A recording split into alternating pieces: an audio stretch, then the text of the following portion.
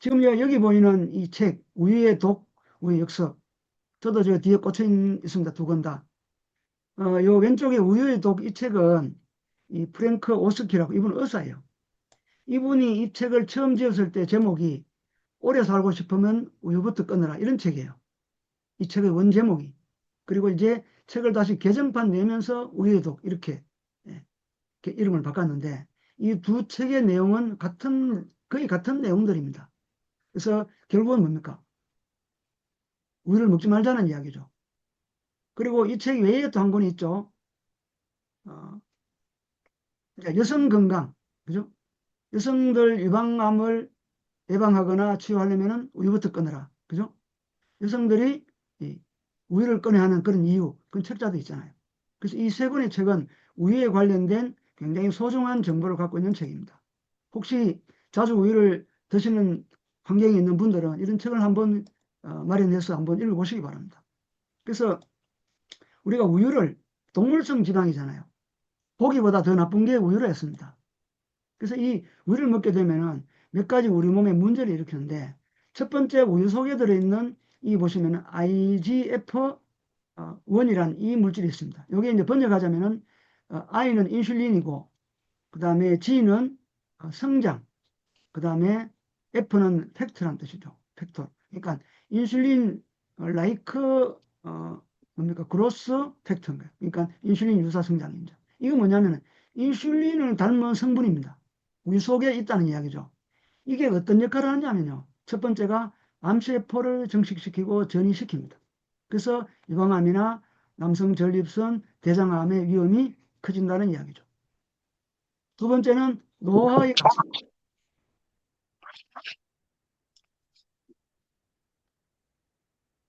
노화의 가속화. 세 번째는 이제 피부 트러블. 요게 이제 IGF-1의 영향입니다. 그래서 이제 여성 유방암의 큰 원인이 우유를 많이 마신 분들이 이게 이제 원인이 되는 거죠. 그 다음 두 번째는 우유 속에 들어있는 성장 호르몬. 이거는 뭡니까? 우리가 소가, 아, 저, 뭐죠? 소를 키울 때 이런 성장 호르몬을 계속 주입하잖아요. 그죠? 이게 어쨌든, 어, 우리가 뭐 닭이나 또는 돼지나 소닭 돼지에게 이런 인공 호르몬, 이게 전부 이제 유전자 조작 호르몬이거든요. 이런 것들이 결국은 뭡니까?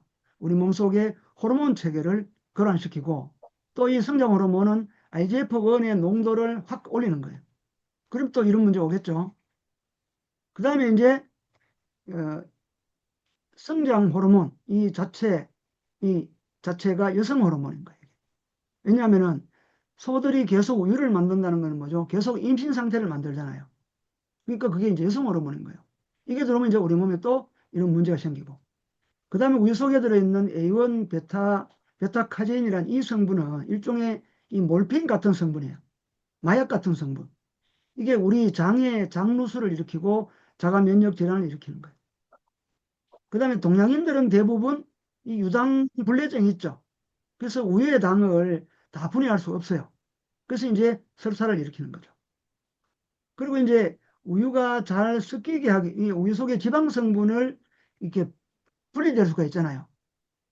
분리 안 되도록 하기 위한 이런 균질화 과정이 우유를 만들 때 일어나는데 이게 결국 뭡니까? 우리 세포, 혈관에 염증을 일으키는 것. 그러니까 인슐린 유사 성장인자부터 해서 두 번째, 세 번째, 네 번째, 다섯 번째, 여섯 번째 이런 문제를 일으키고 있다는 거죠. 그래서 이제 우리가 우유를 왜 먹느냐 하면은 첫 번째가 단백질을 이야기하고 두 번째는 칼슘을 이야기합니다. 근데 우유 속에 들어있는 이 동물성 단백질, 그 다음에 칼슘. 이 단백질은 이런 문제가 있죠. 이게 전부 단백질이잖아. 그죠? 그리고 칼슘은 소를 키우는데 송아지를 뭡니까?